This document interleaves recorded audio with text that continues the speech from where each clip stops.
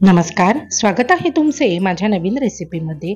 बाहेर खूप कडाक्याचं ऊन पडलेलं आहे आणि अशा कडाक्याच्या उन्हामध्ये जर थंडगार काहीतरी प्यायला मिळालं तर किती मस्त।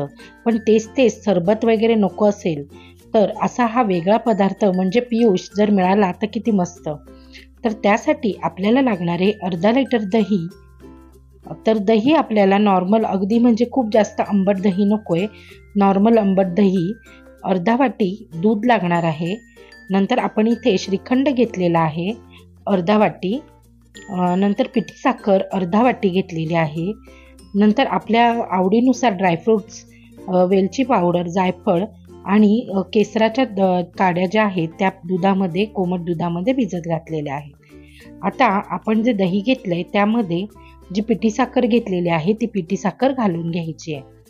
तर इथे जवळजवळ 6 चमचे आपली पिठी साखर झालेली आहे, म्हणजेच अर्धा वाटी पिठी साखर घेतलेली आहे आपण। आता त्यामध्ये आपण आपल्याला जे दही आहे हे खूप घट्ट आहे, त्यामुळे आपण इथे थोडंसं दूध घालून हे दही पातळ करून घेऊया। जर तुम्हाला दूध घालायचं नसेल तर तुम्ही इथे पाण्याचा वापर केला तरी सुद्धा चालेल, पण दूध घातलं तर त्याने आपलं जे पियुष बनवणार आहे त्याला रिचनेस छान येतो, म्हणून मी इथे दूध घातलेलं आहे।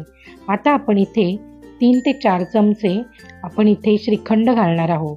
जर तुम्हाला केशरी श्रीखंड मिळालं तर तुम्ही नक्कीच केशरी श्रीखंड घाला। आमच्या इथे काही ते मिळालं नाही, त्यामुळे मी इथे साधं जे रेग्युलर श्रीखंड असतं त्याचा मी इथे वापर केलेला आहे। आता आपण इथे वेलची पावडर घालणार आहोत।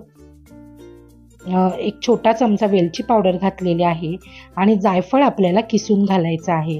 या ज्या पियुषमध्ये महत्त्वाची चव म्हणजे जायफळाचीच असते आणि हे जायफळ आपल्याला थोडंसं जास्त घालायचं आहे। एक पाव चमचा जायफळ मी इथे घातलेला आहे। तर इथे किसूनच आपल्याला जायफळ घालायचं, म्हणजे त्याची टेस्ट खूप सुंदर लागते। आता आपण जे केसराचे काड्या भिजत ठेवलेल्या त्या घालायच्या आहेत, पण त्याआधी आपण हे सगळं चांगलं ढवळून घेऊया, म्हणजे आपली साखर आणि श्रीखंड दह्यामध्ये चांगलं एकत्रित झालं पाहिजे इतकं आपल्याला हे मस्त रवीने घुसळवून घ्यायचंय। जर तुम्हाला घुसळवायचं नसेल तर तुम्ही मिक्सरमधनं एकदा फिरवून घेतलं तरी सुद्धा चालेल, पण त्यात पण काय होतं, जर आपण मिक्सरमधनं फिरवलं ना तर दह्याचं कधी कधी पाणी होऊन जातं। मग त्यापेक्षा आपण जर असं रवीने घुसळवून घेतलं ना तर छान असं त्याचं टेक्स्चर व्यवस्थित राहतं। आता आपण ह्यामध्ये जे केसर कोमट दुधामध्ये भिजत घातलेलं ते केसर इथे घालून घ्यायचंय। त्याने आपल्या पियुषला छान असं टेक्स्चर तर येतं, दिसायला अतिशय सुंदर दिसतं आणि केशराची छान अशी चवसुद्धा लागते आणि रंगसुद्धा सुंदर दिसतो। तर आता आपण हे केसर, साखर आणि वेलची हे सगळं छान फिरवून घेऊया, घुसळवून घेऊया आणि मस्त एकत्रित करून घेऊया। तर माझं माहेर आहे ठाण्याला आणि ठाण्याला कुटीर उद्योग म्हणून एक उपाहारगृह आहे। तिथे हे पियुष अतिशय सुंदर असं मिळतं। तर मी नॉर्मली तिकडचंच पियुष पिलेलं आहे। तर तिकडे आपल्याला चमच्याने खाता येईल इतपत घट्ट हे पियुष असतं, म्हणजे जशी लस्सी असते ना त्याच टेक्स्चरचं ते असतं आणि त्याच पद्धतीने मी हे पियुष बनवलेलं आहे। तर तुम्हाला जर पातळ हवं असेल तर तुम्ही हे थोडं पातळसुद्धा करू शकता। तुम्ही दुधाचं प्रमाण यामध्ये वाढवू शकता किंवा ताक हवं असेल तर तुम्ही इथे ताक घालू शकता।